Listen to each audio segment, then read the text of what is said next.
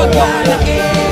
Hindi ko basta pinasok ang ating kapatiran para lamang sa yabang at meron sa tingin. Yung meron malapitan sa gitna ng kagipitan. Pagkos upang dumamaya ang kaibigan. Ngunit ang kalibitan na tingin sa atin ng iba para bang laging masamang nangarin. Kung wala kayong alam ay huwag nyo kaming hamakin.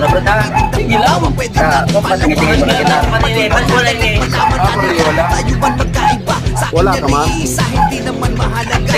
Magkaiba lang, respeto na sa paniniwala. Sa nasibyo, Diba sabi na relaxation. pakialam anumang sabi. Tayo,